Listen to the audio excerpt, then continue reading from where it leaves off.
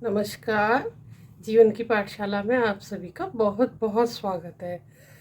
आजकल हम सभी सूचना क्रांति के युग में रह रहे हैं। इंटरनेट की सुविधा ने पूरे विश्व को एक छोटा सा समूह या कह सकते हैं कि एक वैश्विक ग्राम के रूप में बदल दिया है। पलक झपकते ही सब कुछ एक कोने से दूसरे कोने तक पहुंच जाता है। पर ये सूचनाओं का युग है, तो सूचनाओं की इस भीड़ में आवश्यक अनावश्यक प्रत्येक प्रकार की सूचनाएं हमारी चेतना पर भार के रूप में प्रतिदिन संग्रहित होती हैं। जबकि हमें क्या संग्रहित करना है? ज्ञान। और ज्ञान के भी अनेक आयाम हैं। उसमें जो सर्वोच्च ज्ञान है वो है आत्मज्ञान। तो पहले अपने आप को जानना चाहिए। सारी दुनिया की खबर लेने से पहले स्वयं को जानना चाहिए। और यह जानना बहुत आवश्यक है कि हम इस पृथ्वी पर क्यों आए हैं, क्या उद्देश्य है हमारा। तो साधारणतः सभी अपनी चेतना को अनुभव करने आते हैं, अनुभूति करने आते हैं पृथ्वी पर।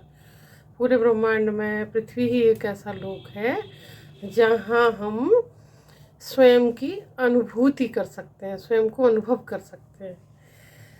तो हम क्या कर रहे हैं? हम सूचनाओं के जंजाल में फंसे जा रहे हैं, अपने से बहुत दूर। जैसे देखो, दौड़ लगा रहा है। ये ऐसी दौड़ है जिसका कहीं कोई अंत नहीं है। थोड़ा सा ठहर जाइए, ठहर कर स्वयं को देखिए, स्वयं से बात करिए, स्वयं के साथ समय व्यतीत करिए और सबसे पहले अपने आप को जानिए। जब आप स्वयं को जान लेंगे तो फिर ये जो भीतर लगी हुई डुबकी है फिर आपको आनंद से भर देगी और फिर कुछ भी जानने की आवश्यकता नहीं रहेगी, क्योंकि आप जान जाएंगे कि संसार में आपके चारों ओर जो परम सत्ता दृश्य अदृश्य रूप में है, आप उसी का एक अंश हैं, उससे बिल्कुल भी अलग नहीं है। जैसे कि समुद्र और उसकी बूंद में कोई अंतर नहीं होता, ऐसे ही परमात्म तत्व और आत्म तत्व में कोई भेद नहीं होता। तो चलिए इस तत्व ज्ञान को आज यहीं पर समापन करते हैं। फिर किसी दिन इस विषय पर विस्तार पूर्वक बात करेंगे।